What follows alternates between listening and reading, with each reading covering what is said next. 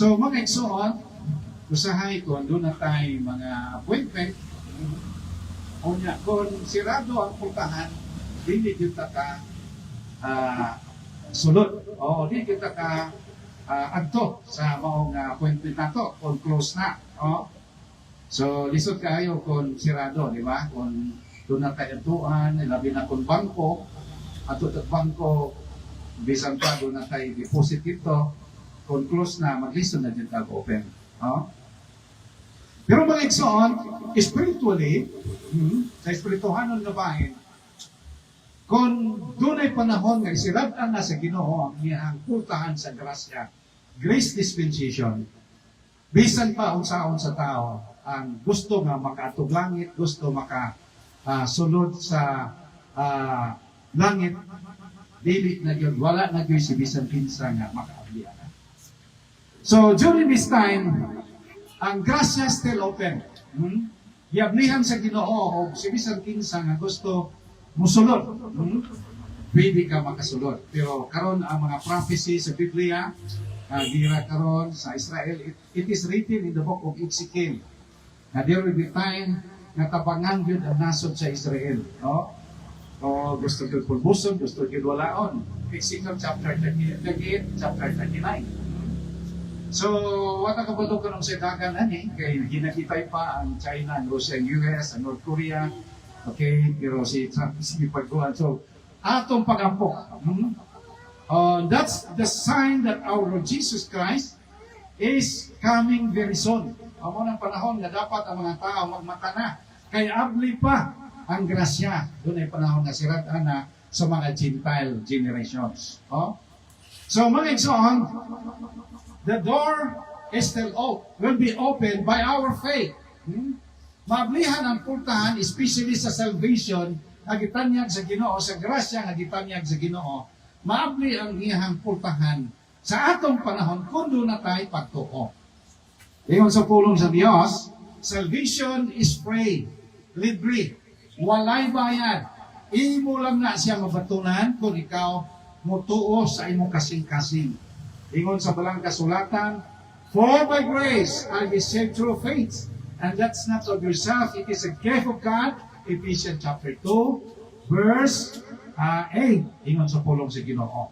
Ingon sa Romans chapter 10, verse 9, kung ikaw dunay pagtuo kang Jesus Christ from your hearts, that Jesus Christ is your Savior, and He was risen from the dead, then you will be saved. Ingon sa pulong sa Ginoo. So, dako kayo ang pagkaabli sa pultahan sa kaluwasan, kagawasan mga igsoon.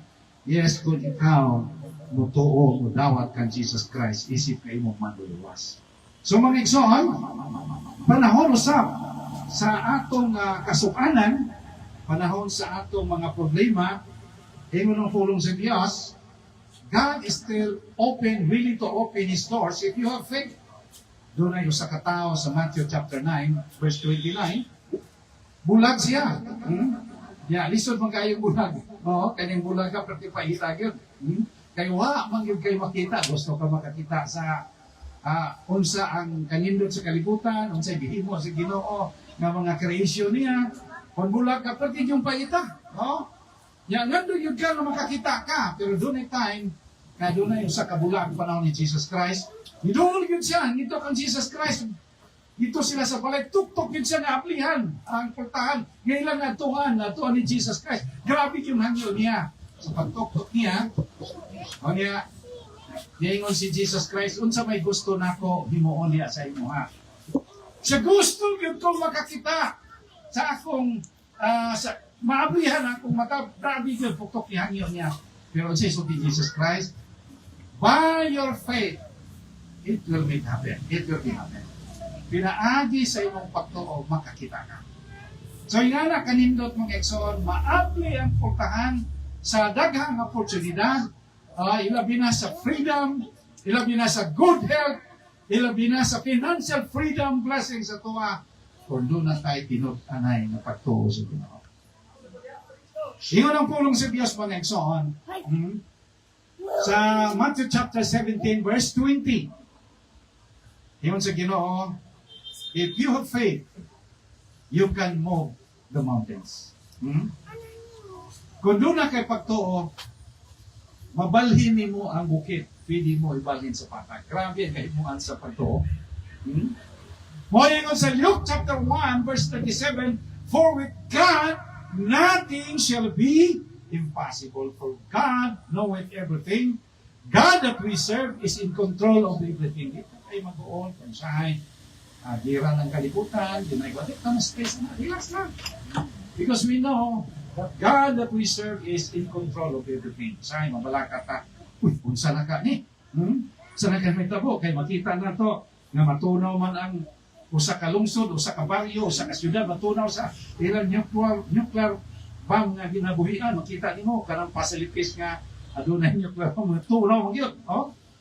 Pa kung mao na nimo adto sa tuwa, oh. Pero mga igsoon, if you have faith in God, we have nothing to worry what is ahead. Unsay unahan na to, dili ta mag-uol niya na. Tungod kay na kanunay ang Dios kauban nato. Siya kanunay ang nagabantay. Andam kanunay sa pagpanalipod kanato sa dina do na tay lig-o nga pagtuo sa iya. Tinudan nga pagtuo. Ingon sa balang kasulatan, Hebrews chapter 11 verse 6, ingon siya, if you have faith, he said you can please God. Kung wa kay pagtuo, it is impossible to please God. So kinahanglan ang atong pagtuo, no? Makaimaya dito sa atong gamhanan ng Diyos. Then ang pag-apply sa pultahan number 1 is our faith. Pinikaduha is our prayers. Sa mga igsoon, luya ta sa pag-ampok na gusto sa Ginoo magpay na puon yun na. Dili kita maundang sa pag-ampos, pagtawag sa Ginoo, tungod kay ang Ginoo kanunay nagapaminaw unsa ang atong mga hangyo, unsa ang atong mga request. Dili ta makakapoy. Don't be discouraged. Yung sa punong sa Ginoo, always, meditate, always calling upon God. Jeremiah 33:3, common verses na to, call unto me, and I will answer thee, and give to thee great and mighty things which thou knowest not. Usahay kapoy na ta, di ba? Kuya na ta. Kapag yun ang umakapot, God is in control. God has a perfect time. Doon na siya takda ng panahon, ilabi na sa atong mga pag-ampo, nag-ihanyo sa Ginoo. Di matingala na lang daw niya. Nakadugay man, ha? Tungod kay dako kay blessings ang i-prepare sa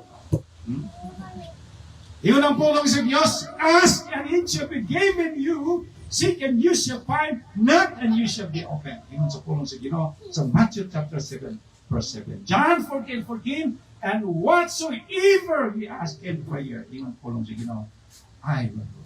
Kanindot mga igsoon.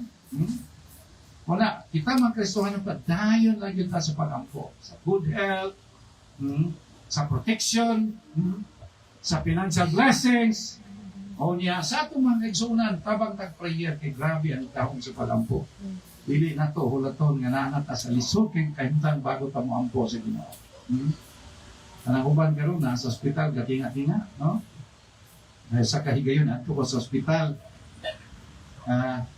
nag-ampo ko, kay ang isa ka lamisa, isa ka dito, patay na, tiyabaw ng mga tao. Isa po diri, tiyabaw na, doon na po ikiampuhan, ampo ko.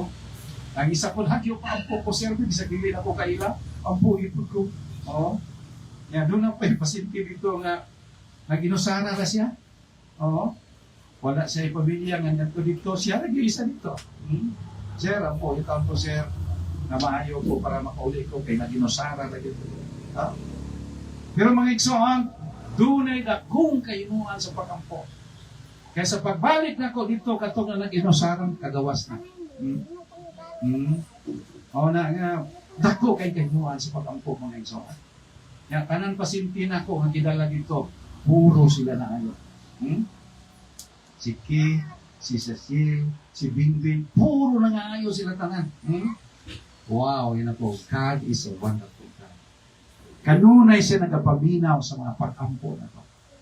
Muna, pagdayan ta sa pag-ampo, labi na sa atong financial na panginanglan, sa atong lote, sa atong building, mahala na magkagiraan o mangasong, basta makapatuntag ito ang building, makapatuntag properties na ito para sa atong buluhaton sa Ginoo, komportable ang atong meeting place. No?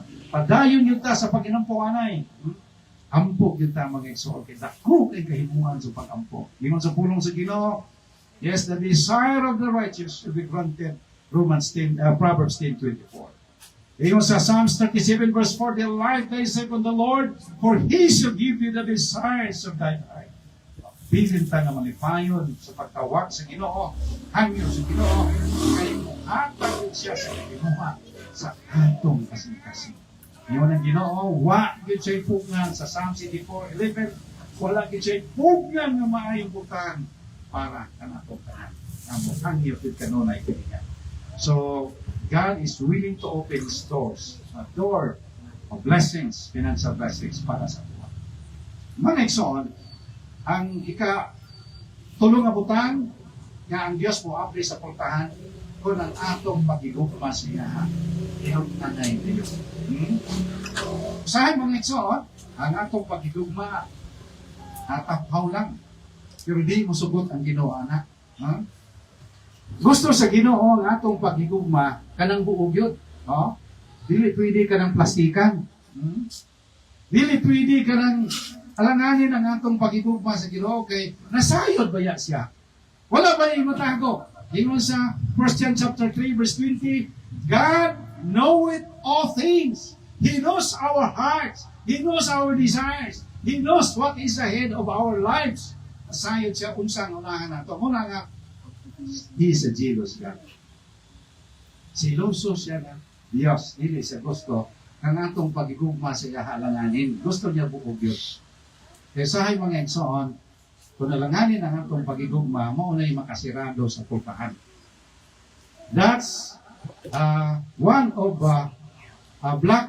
closing the doors of opportunity for us. Kasi maunay hinungdan nga makasira sa mga oportunidad para sa tuwa. Pero yun ang pulong sa Diyos, kung atong pagigugma sa Ginoo tinud-anay, yun ang pulong sa Diyos, and siya, I will sit thee on high, Psalms 91 verse 14. If our love to our Almighty God is genuine, kung atong pagigugma sa Ginoo, tinud-anay, huwag yung paglubad, yun ang pulong sa Diyos, ako kamo itugoy sa taas, sa akong tuong kamo. Ingon sa pulong sa Ginoo sa Proverbs chapter 8 verse 21, ikon inyo kung gihugmaon, ingon sa pulong sa Dios, all my treasures will come on thee and fill the house. Kanang ko mga bahandig no ana, nunso nang wala. Doon ay mga tao nga ipadala ang Ginoo. Nga tingala na natin sa mga tawahan na ni wa mabukailan ganon dili man ni. Oo. Nung tingala na lang ta nga wa pa ta kamata sige nag-ayo si panuktok. Oo. Tadi na yung tao diya si papukaw diya na yung sakyan na si panuktok na sa puntahan. So mga igsoon, grabe yun ang Ginoo kaayo. If our love toward God, na wag yung pagkabalhin, wag yung pagluban, there are many amazing things, wonderful things that will happen. Naghangin kay bulungan mga lubang.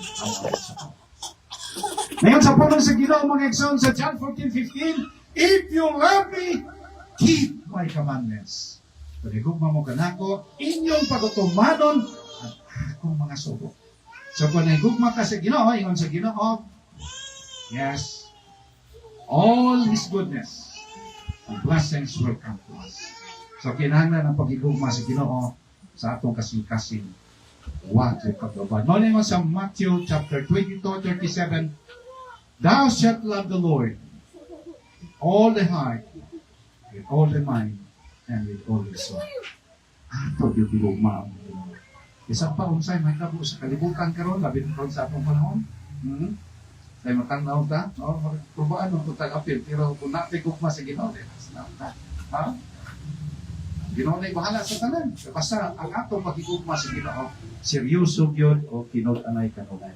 Huwag yung pagluban o huwag yung pagluban. Mga igsoon, sa Isaiah 22 verse 22, kung ang Diyos na gani mao'y mo open sa portahan, wala Diyos si bisan kinsa na makasira.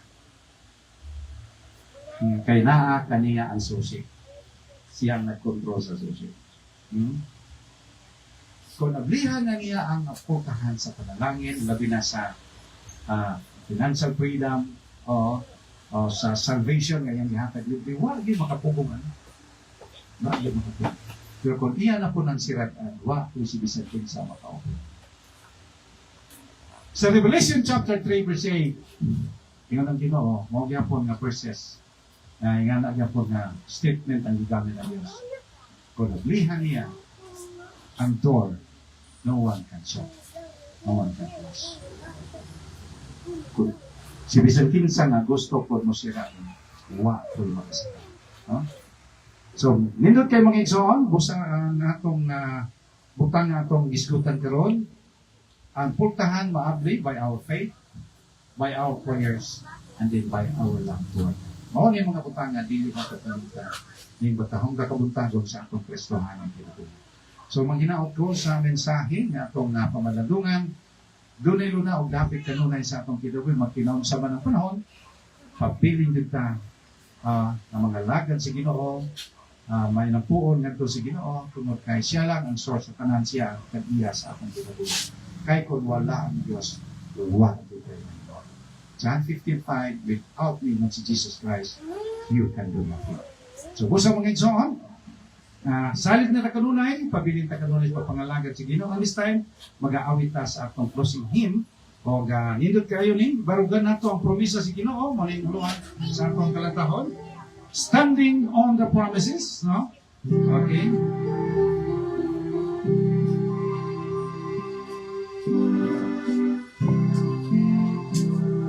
Standing on the promises of Christ my King, through eternal ages let its praises ring. Glory of the highest I will shout and sing, standing on the promises of God. Standing, standing, standing on the promises of God, my Savior. Standing, standing, I'm standing on the promises of God. Standing on the promises that cannot fail. When the howling storms of down and fear are sailed, by the waving word of God I shall prevail. Standing on the promises of God. Standing, standing, standing on the promises of God, my Savior. Standing, standing, I'm standing on the promises of God. Standing on the promises of Christ the Lord. Back to Him return and bring the lost Lord. Overcoming daily with the Spirit's Lord. Standing on the promises of God. Standing, standing, standing on the promises of God, my Savior. Standing, standing, I'm standing on the promises of God. Standing on the promises that cannot fail. Listening every moment to the Spirit's call. Resting in my Savior as my all in all. Standing on the promises of God. Standing, standing, standing on the promises of God, my Savior. Standing, standing, I'm standing on the promises of God. Wagang puta, lalagod o gamahanan nga Diyos. Salamat kay Ginoo, kung siya ikaw, ang tag-iya sa tanan, labi na Ginoo sa among kinabuhi. Thank you, Lord, na kami sa may kaintang, na kami sa mayong nga panlawas. Padayon ka Ginoo na damuma. Salamat to sa Ginoo sa imong mga pulong. Sa Ginoo imong hablihan ang putahan sa panalangin, ilabi na sa panalapi. Huwag kayo sinisalting sa makatupong. Thank you, Lord. Ikaw mag-bless sa matagusa ka namo, labi na Ginoo niya sa aming pagpamuli. Kubanin kami Ginoo, padayon ka Ginoo sa paghatag usog, padayon ka paghatag sa kalikon, padayon ka Ginoo sa pagtubag sa mga pag-ampo, ilabi na Ginoo sa doon ng mga balatian, ikapa ang mga balatian. Lord, i-provide ang tanang panginahanglan, labi na Ginoo sa rutina mo o sa church building na kabangi kami, paningin yung mga tao mong kaistorya, nga gamito ng instrumento na makabot na mo ang among tuyo panganday Ginoo sa pagpanalangay. Ang dugog himayang Lord, among ibalik kanina tanan sa matamis na pangalan ni Jesus Christ, nga atong Diyos o panuluwas. Amen.